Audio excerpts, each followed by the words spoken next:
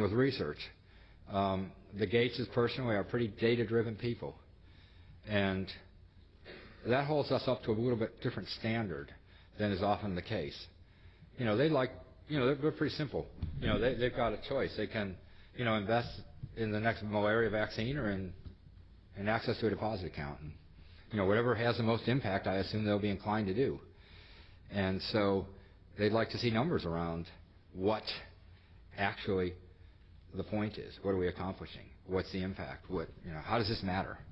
So we will be including a fair amount of research and monitoring in all of our grant making to try and get, to the best of our ability, information about what's actually getting accomplished, how do lives actually changed, at least in terms of classes of projects. What's the actual impact? Push it one level deeper maybe than we've tended to do in the past. So, kind of wrapping up. So our vision of success is that you have families of full range of high-value deposit insurance, payments, credit products.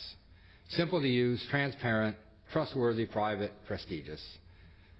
Poor people want things that make them feel good. They don't want to go out to the crappiest place in town.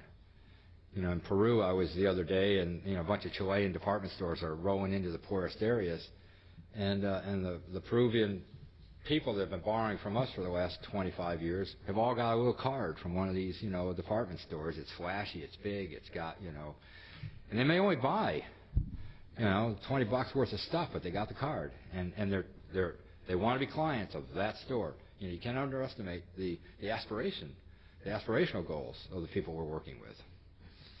Healthy institutions that provide low-income families with a safe place to save. We need to start worrying about the health and solvency of the kinds of institutions that we'd like to put this range of financial services through. Because at the end of the day, as you move over and emphasize savings more and more, then you have to worry about the health and solvency of institutions. When a credit institution goes belly up, it doesn't matter really except to the investors. When deposit institutions get in trouble, it matters a lot more to a lot more people. So you have to start worrying a lot more about building healthy financial institutions. Transactions driven.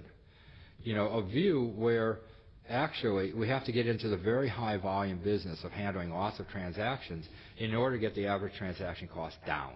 Because if you can't get the average transaction cost down, the math doesn't work for lots of these other kinds of financial services. You just can't get there. So you've got to be able to handle large volumes of very small transactions to get the services that you might care most deeply about, deposits or even loans, to get their costs down. So it's really kind of an interesting sort of scenario you get into.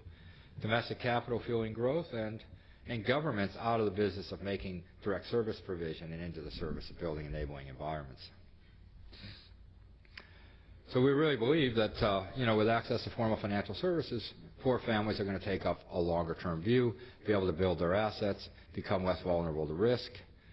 And we believe that this will impact their lives in a very broad variety of ways. So our understanding of poverty alleviation or its impact on clients has everything to do with meeting basic human needs with a lot higher degree of financial efficiency than without financial services. And this gets to the heart of what motivates us. So